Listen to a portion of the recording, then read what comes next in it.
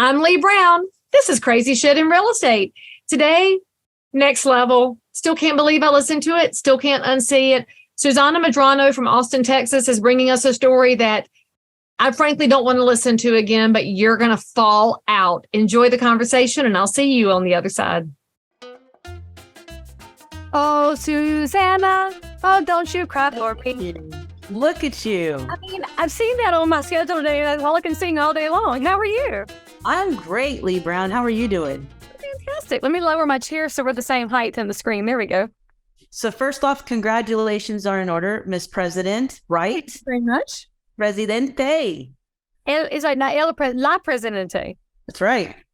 Get my genders correct in that. I did French. And so when my husband and I went to Argentina and Uruguay, I was kind of French and Spanishing, Englishing, and he was dying because he can speak Spanish. And this guy next to me in the line was nodding right along. And I said, see, I can communicate with 3 languages mixed up into one. He's like, he's laughing at you. I'm like, no, he wasn't. He knew what I said because he got on the boat and we were fine. And you were fine. See? Oh, my goodness. So how are you today? Are you amazing? You know, I'm great. I'm in Austin, Texas. And you know what they do once it goes below 20 degrees, they shut down our city. So, yeah. So I have a text from my girlfriend, Soccer Chapman Thomas, today, and she was sending me your weather screenshot, and she said, let's see, we don't know how to deal with this. No, we don't, unfortunately. I mean, we have big trucks here, right? But they don't give us enough chains to put around the tires, Leigh. You just stay home, you take a day off and a Zoom day. That's right. So now tell me about you and your life around real estate, how long you've been doing things with it. Give me a little bit of backstory on you. Sure. So I've been in real estate now 9 years, and I've only been with the same broker. Oh, loyalist. I love that. Absolute loyalist, you know, and I can tell you, Leigh, like, if you had told me even 10 years ago that I would be in sales or even a realtor, I probably would have laughed in your face. Like, that was not at all anything that I had even thought of. I mean, I'm a social worker by trade. Like, that was just, you know, helping people with a good fight. You're a cancer patient, immigrant, boom. And so it was one little conversation at a gala with a good friend of mine who tapped me on the shoulder and said, Susanna, and I was just a couple scotches in, you should quit your job at the American Cancer Society, come work for me at Waters International Realty. I'm like, who's that? Because there was no brand recognition. But I was having like a mid-30 life crisis. So I literally quit my job, got licensed, quit my job, making, you know, $35,000 a year, and then embarked in a career. And I am just so damn excited to wake up every morning and give it absolute hell in this industry. And not only just in the way of just production, right? But now, you know, 5 years into my journey, it shifted into leadership, which that completely opened up a whole new opportunity for me personally. And I owe it all to getting my license in real estate. So it's so funny. You describe your social work life as helping people. And that's what real estate is. And you're like, and I help immigrants, and that's what real estate does. And you help cancer patients, and we help cancer patients too. So I think it's so fun that your description of your social work life is literally a perfect translation into, let's just call it the correct way to do real estate of helping carry all their different transitions in life. All right. So you also describe it as going all the way back to your pocket card and what the pathways that opened up for you. Who tapped you on the shoulder for leadership? And did they tell you what they saw in you before you saw it? Absolutely. Well, it just transpired. Like my first year, just doing everything within our model, I helped 45 families. I sold close to like 12 million. And pause. Listeners and viewers, I got to make you understand it. She ain't going to tell you this. The average real estate person, and actually they say the average realtor based on the National Association of Realtors number, so not including the licensees who don't subscribe to the Code of Ethics and don't belong to the trade association. So of the 1.6 million members, the average number sold per year is 6. So if the average is 6 and Susanna's done 45 in her first year, I have to give y'all that perspective because that is rock star status. And if you look at the woman, you can tell she's not going to sit there and toot her horn correctly. So I'm going to give you some stats so that it's correctly tooted. So carry on, my sister, carry on.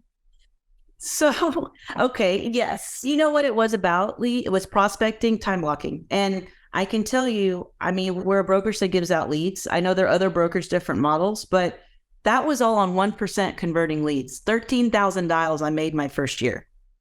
Got told a lot of no. I got told a lot of no. I got to face a lot of rejection, but in specifically learning how to talk to the consumer, what the consumer was needing from me, how to start establishing myself and showing value. Yeah, my team started catching, they're like, well, damn, okay, Susanna's like closing 6, 8, 10 in a month. I'm only doing 2. I think, oh, I should probably start using my coordinator more. Oh, you know what? I should start doing a little bit more inbound, outbound prospecting. Oh, I should tracing it up in houses, right? Like that kind of doing the work. What are you, crazy?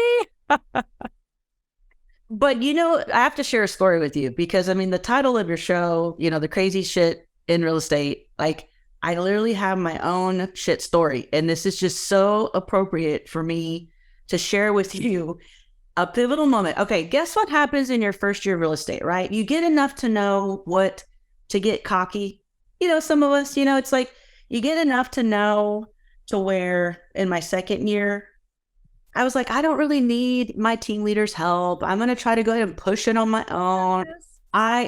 Extreme ownership, right? Like, I'm so proud. I'm handling my own shit. I'm owning my own shit. Well, my first V like that down, that it's not arrogance, it's extreme ownership. So I'm going to write that down while you're talking because that's hilariously perfect. So carry on, my friend. So first VA loan, I hadn't, to this done, I've done land, I've done condos, I've done FHA, conventional cash, first VA loan, okay? First VA loan in Texas. This was probably transaction number 30, 35-ish, because I remember exactly what ended up happening. 3 days before closing, I get a phone call from the lender. Hey, Susanna, so where is the septic disclosure for the septic system in this house? 1985. I'm like, what's the wait, what? Well, I was like, wait, you want the septic, not only the septic disclosure, but the septic inspection? Like, yes, ma'am. It's a VA loan. We need that in order to have clear to close. Of course you do. So again, you know what? I was so just trying to toot my own horn, do my thing, didn't ask for help. I literally had an oh shit moment. Like, what are you talking about? It gets worse. This absolutely gets worse. So it's the fan. There's so many shit stories you can tell about septic tanks. I have to, of course, explain to my client, there's about to be a slight delay in our closing. I'd explain the other side, rookie mistake. Sorry. Yes, I'm that real young realtor, totally made a mistake. And so sure as not, we get it inspected. The day of inspection, I'll never forget, it's hot summer. It's raining. Inspector shows up. The tank is from 1985. I'm standing in the house in the kitchen area looking at this inspector who had just dug up the lid and was trying to open it. Okay. It cracks and she falls in. Oh no. Yeah. She falls into the tank. Like, no, like literally boom, boom. The whole lid cracked and she's disintegrated because it had never been pumped in 20 something years. As she's opening it, it disintegrates. Unfortunately, her foot slides in and you know what she's standing in. I would die. I would just die. I would die. How do you get home? It gets worse, Leigh. It gets worse. It gets worse. Okay. So bad. Yeah. So she's mad at me. I got my poor client. She has to laugh at this point. She's standing there looking at me like, what just happened? I'm like, well, luckily we're having it inspected. Now this really isn't going to pass. And so I had to call my broker at the time. I mean, the perfect story here to sell inspections forever, but yeah. I know a lot of us, we're trying to hide our mistakes, No, I just had to own it. I completely owned it. So it's even worse because this specific lid, the tank was from the 80s. The tank is fine. It's the lid. So for this specific lid to get repaired, it had to be made custom, by the way. Of course. I mean, why not? It had to sit in a mold for 3 weeks for it to be tight. 3 weeks. So you already know how further along in this specific thing. Forever process. And I did what was right. It was $2,250. I paid for it out of my commission because it was my fault. I owned it. And I swore to myself from that point forward that I was going to own my own market and contract expertise. Like, I love, my team leaders, my owners of the brokerage and stuff, but it's not their responsibility to share with me everything. At some point, this is my profession. I got to own that information, and I shouldn't be one waiting for it to come around just for that deal to happen for me to learn in the way. So I really, really took it upon myself to go all in and just executing in a way to make myself one of the best, or so I say, like agents that I could ever be for my own personal being, because that was never, ever going to ever happen to me ever again.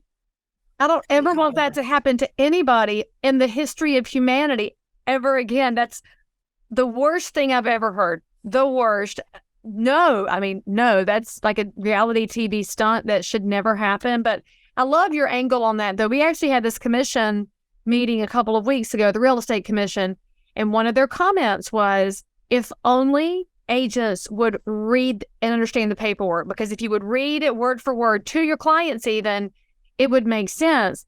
But in today's super sped up world with super speed technology, we know that we have peers that go open up the form, fill in the blanks, send it by DocuSign, and then the other person click, send in. It's like they're having a speed racer moment, and you don't have to speed racer through this, because if you do, you might have the lid of the septic tank crack underneath you, and then you have to wait 3 weeks for a custom septic tank lid, a custom lid. Never thought about this before, obviously, but it's a really valuable point, and especially when you consider how much burden our brokers already carry when they're supervising the licensees.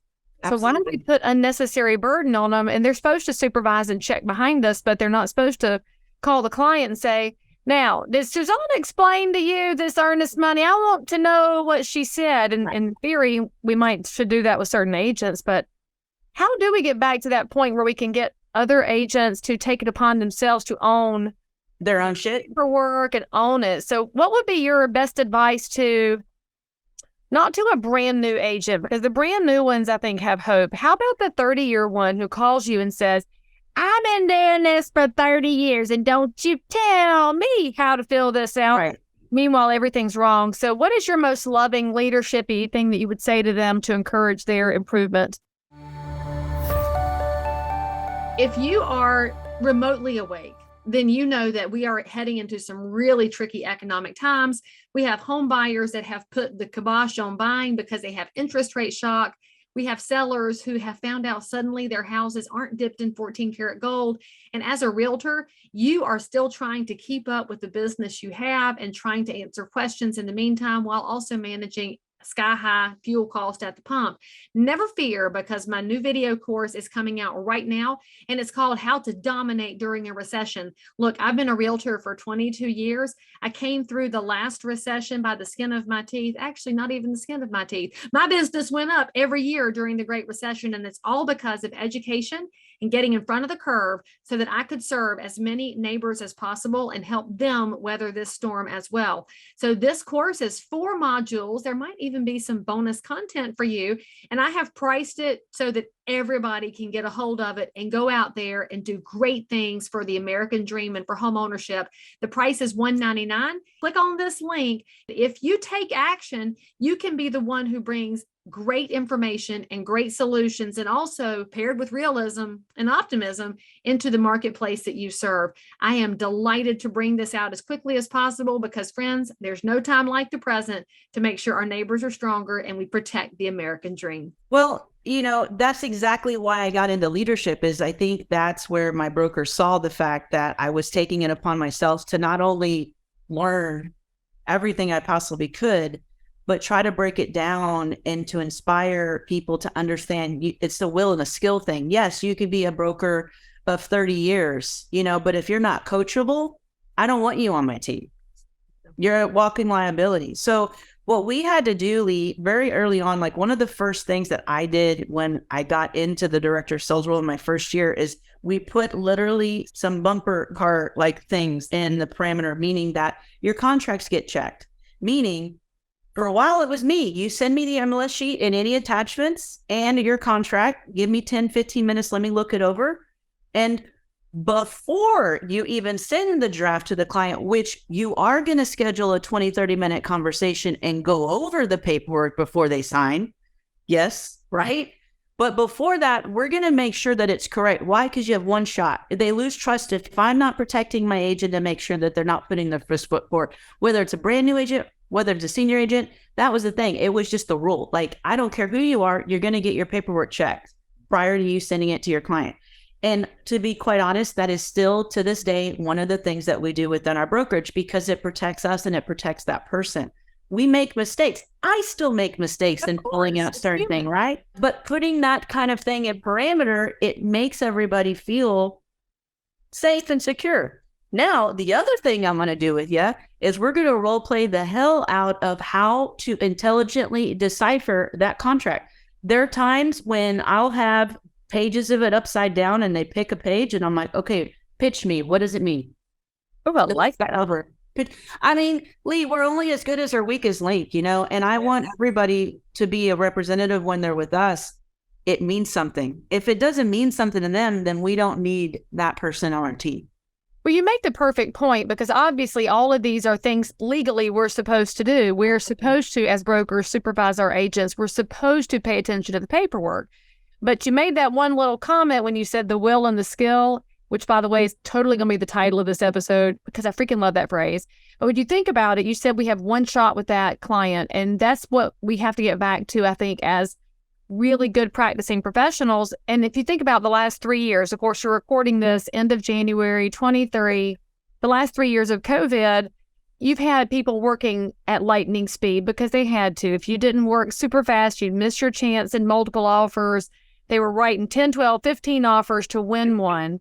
I get it, but it shouldn't have slowed down our desire to educate the public. Got sloppy. People got complacent. People are really sloppy. And I think that's what's going to have to get relearned, which is why I love that y'all are back in the space of, man, we've got to drill and practice this, because there's a lot of risk that got undertaken with the sped up market. And now I think there's got to be a realization that we could have done it better even in the sped up market with all the technology that we have. Well, it's fundamentals. Yeah, and I literally have been on 2 coaching calls today. I was on a national listing agent call for our network, and then also followed by our national, just our agent call, literally back to back before this call. And my whole messaging to them is that in January, like, what has been exposed is the people that have either gotten lazy, complacent, or not literally putting their client in where they need to be. And so what has been exposed is the lack of fundamentals. I'm like, I don't care if you've been a listing agent for us for 5 years, converting at a high percent. Guess what? You got to call them weekly and make success calls to let them know what the status is, even though you've talked to them 10 times this week. That doesn't matter. You didn't have to do it 6 months ago, but you have to do it now. Why? Because things are going to stay on longer. Same thing with buyer agents today. I found myself having to go over just the basic foundation of LP Mama, which I hate LP Mama. I think it's an acronym that works. You know, what acronym? The location, price, agency, mortgage, appointment, you know, LP Mama, the basic fundamental of all. I've never heard that acronym before. I think it's a Susanna thing. Well, I think it's more of a Barbara Corcoran thing. But here's the thing. The consumer already knows we're going to pitch them on that. And I don't want to say the word pitch. What the consumer... we should offer them those items. We're offering them. What we should get is straight to the point. They want to see the house. So I'm going to go ahead and book that appointment and they'll work backwards to verify, to make sure that my time is going to be well spent if I'm a good fit for them. But I'm going to go ahead and dangle and book the appointment and ask, have they had the chance to see the inside of any houses? Why? That's going to give me the question of agency. And if this is the one, would they be paying cash or using financing? Just to get a little bit of information about how I, as a realtor, can help lead them. And that's the thing. I was telling both groups today that they're leaders. They're leaders of their clients. And they need to own that. And they need to understand what that means, what comes around all of that. And it comes into us making sure that we know inside sales, outside sales, and being a market and contract expert. There's the main 3 things that we as realtors should know. Code of ethics, of course, is the main, circle around all of that. But the three other items are extremely important. And we have to go back to the fundamentals in order for us to get through this 2023. I totally agree. And it's all ages. Like you mentioned before, it's not just early career, it's also seasoned, because in the last 3 years, even your most seasoned top producers have changed skill sets again. And so when you change skill sets, you got to get back into this new space. And we talk about, you call it your success calls with sellers. We had on our old calendars, you call your sellers weekly, just checking in. Here's your feedback. Here's your showings. Here's what's going on. But I'm also realizing in the conversations I've had with my agents, weekly's not really enough right now, because weekly feels like an eternity when for the last 3 years, a house got listed and was already receiving offers during the coming soon period. Plus, if we call trying to get customer service, if it takes them more than 2 minutes to get to the phone, we're unglued. So a week feels like 47 years. And we got to remember that perception on the consumer side. But I do love the terminology of success call. You're giving me all these little word gems, which I'm totally digging, and I appreciate you for that. You would, and there should be a format of the success call, right? Because a lot of listing agents, or what, I'm just going to call them and tell them that nobody has given us feedback. No. You can, though. You can just call them and say, hey, don't hide from them because you had no showings and no feedback. Absolutely. But it's about what's in the rearview mirror, what's happening now, and what are we predicting for us to do in the coming week to get their house sold. Like, just keeping, a 3-part conversation with our sellers keeps them engaged. Because the number one complaint I'd always get, well, I haven't heard from so-and-so in weeks. And I'm like, I pull on so-and-so. Why haven't you spoken to yourself? Why don't want, I'm like, I know. Okay, no, we got to get. Don't have anything to tell them. There's no news. Then you tell them there's no news. You have nothing to tell them. It's so hard. We know it's hard, y'all. Yeah. So before I let you go, you got to give us a update on Austin, keeping it weird. Texas, of course, continues to be one of the most brilliant economic structures in the nation. So what are you seeing in Austin? Is it pulled back? Is it stabilized? Can a first-time buyer still buy in Austin? Give us a little bit of market update. It's a little bit more difficult for first-time home buyers to buy unless they're coming from another state, specifically California and or New York or even Florida. There's been some Floridians up in here. A little nugget is, yes, the businesses are still moving here, whether it's tagged. Army has put a situation outside of Austin. There's so many different things moving here. With that, there's people that have jobs. So unfortunately, it's like the perfect storm, right? You put all of those ingredients together and it just made it, to go from a 350, 375 price point to now a little over 500 price point, people are still getting outpriced. It's still, things can go off the market very quickly. Things maybe sit. So you got to know your shit. You just got to be a realtor that knows their shit in order to be a successful realtor here in Austin, Texas right now. Okay, so then in your time in leadership, I'll let you leave another nugget for us here. What's the most impactful thing on your business that you've learned from being in leadership? It's about playing it forwardly for me. It's about being vulnerable and being open and still letting people know where I made mistakes and why, and the why behind I am encouraging certain different skills or certain different kinds of behaviors is because I have already been there, done that, and have either failed. So it's all about failing forward. I'm also a big proponent for leaders, especially the ones I coach now. It's all about showing energetic presence. Like, if you're not going to show up to give it hell, how can you expect your agents to show up? So don't complain if they're coming in at 10 o'clock when you're coming in at 10:30. It's like, we have to be the pillars of what we want and what we want to lead. And it starts with us. Was it Gandhi that said, be the change you want to see in the world? Was that Dalai Lama? It's one of those leaders. And you realize it's not just in the world peace space. It's in the brokerage phase too. Be the broker you want your agents to be like. So we just make a real estate version of that. And we'll put Susanna Medrano.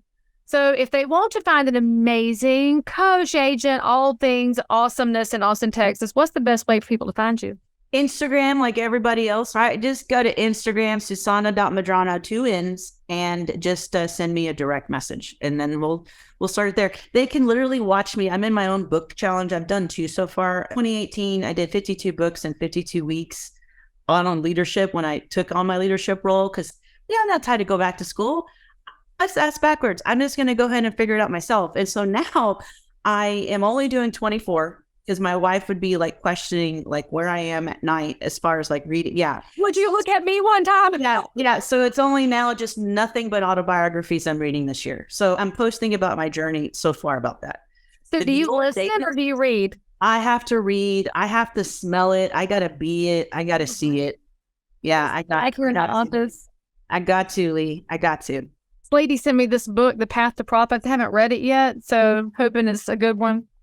Have you read this one? This is my favorite business book. The 80 approach. Okay. But look, here's why it's a favorite. Check this out, sister. It's a fast realtor book with pictures in it. But Dan Sullivan has coached more entrepreneurs than anybody else in the world. Okay. And so for the control freak realtor who has a hard time allowing somebody else to take things off their plate because they're like, I'll just do it. It'll get done right. This is the book that teaches people how to let go and let other people make you stronger. So it's really good for those team leads that need to hire an assistant or for those of us in leadership that have trouble leaning on other people because sometimes they're flibberty gibbets, but they really mean well. So there's another easy book for you. That'll make 24 easy. And then you can read this and then have a glass of wine and still see your wife before the day's over. There you go. Look at you solving first world problems. Right? Making relationships stronger on all fronts. Whoop, whoop. Hey, thank you so much for coming on the show and bringing all of your bright, happy energy to the viewers and the audience today. I really appreciate it. Leigh, it's an honor. I'm a big fan. I just ordered one of your books very recently. It should be coming in soon. So I'm just super excited to meet you. Well, I can't wait to see you. Hopefully I'll be in Austin soon. Emily and I are trying to work out something because I've been needing to come sit at a long picnic table with a glass of beer in our hands so we can make the world better. Be Shinerbach for me, just for the record, because that's what I miss about Texas is my Shinerbach beer. Okay, there you go. Thank you so much. Hey, friends, if you enjoyed Susanna, learned something, or wrote down your own little word phrase, make a comment, give a thumbs up and a like, subscribe, and we'll see you next time. So if you found value in this episode, please like and subscribe to this channel, turn on the bell, and catch another amazing episode by clicking above. Crazy Shit in Real Estate is also available on all of your normal podcast apps. So if that's where you like to hang out, go find me, click subscribe, and most importantly, leave me a review that says you think I'm awesome, my guests are awesome, or this content is just exactly what you were looking for. And then, by the way, if there's something you need, you want to learn about something, you can comment below anytime. You can also send me a direct message if you need to remain anonymous. No judgment. But anyway, I'll only judge if you forget to subscribe and click. I'll see you next time.